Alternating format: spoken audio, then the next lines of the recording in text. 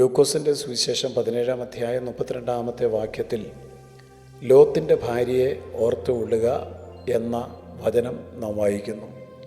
പുരാതന ലോകത്തെ, പ്രാചീന ലോകത്തെ ഒരു സമ്പന്ന പട്ടണമായിരുന്നു സോദോം. ആ പട്ടണത്തിലാണ് ലോത്തിൻ്റെ കുടുംബം വസിച്ചിരുന്നത്.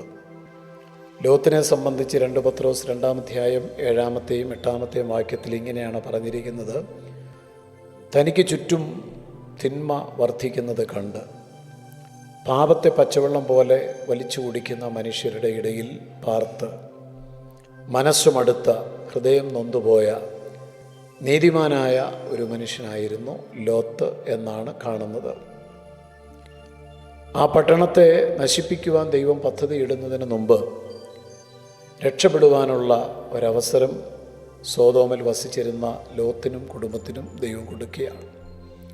രക്ഷപ്പെടുവാനുള്ള അവസരം ദൈവം നൽകിയിട്ടും ആ അവസരം ഉപയോഗിക്കാതെ അതിനെ നഷ്ടപ്പെടുത്തിയ ഒത്തിരി പേര് അന്നും ഇന്നും ഉണ്ട് എന്നുള്ളത് സങ്കടകരമാണ്.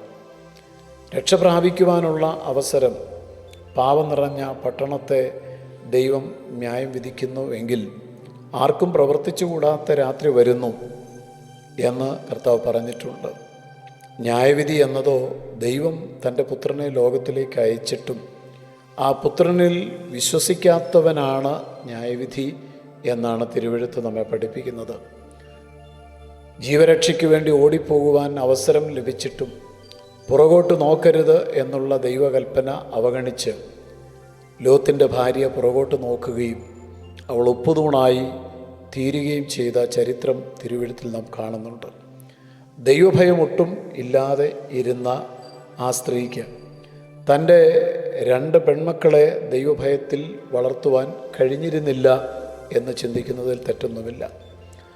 ഒരമ്മ എന്ന നിലയിൽ തൻ്റെ മക്കളുമായിട്ട് സമയം ചിലവഴിക്കുവാനോ അവരെ ദൈവിക മാർഗത്തിൽ നടത്തുവാനോ പ്രാർത്ഥിക്കുന്ന ശീലം അവരിൽ വളർത്തുവാനോ ദൈവാശ്രയത്തിൽ വളരുവാൻ അവരെ പഠിപ്പിക്കുവാനോ ഒന്നും ഒരമ്മ എന്ന നിലയിൽ ലോത്തിൻ്റെ ഭാര്യയ്ക്ക് സാധിച്ചിരുന്നില്ല. അതവളുടെ ജീവിതത്തിലെ പരാജയമാണ്. അവളുടെ മനസ്സ് സോദോമിലെ ആ സൗകര്യങ്ങളിൽ വശീകരിക്കപ്പെട്ടിരുന്നു. ലോക ഇമ്പങ്ങളിൽ അവൾ ഭ്രമിച്ചു പോയിരുന്നു. ഇതാണ് യഥാർത്ഥത്തിലുള്ള സന്തോഷം എന്ന് ആയിരുന്നു അവളുടെ ചിന്ത. പരിഷ്കാരങ്ങളിലും വേഷ സംവിധാനങ്ങളിലും ആർഭാട ജീവിതത്തിലും ഒക്കെ വളരെ വശീകരിക്കപ്പെട്ട ആ സ്ത്രീ ഒടുവിൽ ഉപ്പുതോണായിട്ട് ഭവിച്ചത് ലോകസ്നേഹികളായിരിക്കുന്നവർക്കൊരു മുന്നറിയിപ്പാണ്. ഇന്നും പരിഷ്കാരങ്ങളുടെയും പുതിയ പുതിയ വേഷവിധാനങ്ങളുടെയും പുറകെ പോകുന്ന, അതിനെ അനുകരിക്കുന്ന ആളുകൾ തീർച്ചയായും ചിന്തിക്കേണ്ടതാണ്. ലോകത്തെ സ്നേഹിക്കുന്നവർ ചിന്തിക്കേണ്ടതാണ്. മക്കളെ ദൈവഭയത്തിൽ വളർത്താത്ത അമ്മമാർ ചിന്തിക്കേണ്ടതാണ്. ഇതൊക്കെ നമുക്ക് മുന്നറിയിപ്പായിട്ട് ദൈവത്തിൻ്റെ വചനം തന്നിരിക്കുന്നു. അതുകൊണ്ടാണ് ലോത്തിൻ്റെ ഭാര്യയെ ഓർത്തുകൊള്ളുവാൻ ദൈവത്തിൻ്റെ ആത്മാവ് നമ്മളെ പ്രബോധിപ്പിക്കുന്നത്. ഭർത്താവിനോടൊപ്പം, കുഞ്ഞുങ്ങളോടൊപ്പം, കുടുംബത്തിൽ സമയം ചെലവഴിക്കാതെ ലോകസ്നേഹത്തിൻ്റെ പുറകെ നാം ഓടിപ്പോയാൽ, ലോക ഇമ്പങ്ങളിൽ മതിമറന്ന് ജീവിച്ചാൽ തീർച്ചയായിട്ടും പരിണിതഫലം വളരെ ദുഃഖിപ്പിക്കുന്നതായിരിക്കും. സോദോമിലെ തൻ്റെ സ്നേഹിതർ, തൻ്റെ ലൗകിക സ്നേഹിതരെ പിരിയുന്നതിൽ അവൾക്ക് വളരെ ബുദ്ധിമുട്ടുണ്ടായിരുന്നു. ലോത്തിൻ്റെ ഭാര്യയ്ക്ക് ആ കാര്യം വളരെ വിഷമകരമായിരുന്നിരിക്കാം. പല പ്രിയപ്പെട്ടവരും കർത്താവിന് പ്രയോജനം ഉള്ളവരായി തീരാത്തതിൻ്റെ കാരണം അവരുടെ ഏറ്റവും അടുത്ത സ്നേഹിതരും ഉപദേശകരും ലോകക്കാരായ മനുഷ്യർ ആയിരിക്കും എന്നുള്ളതാണ്.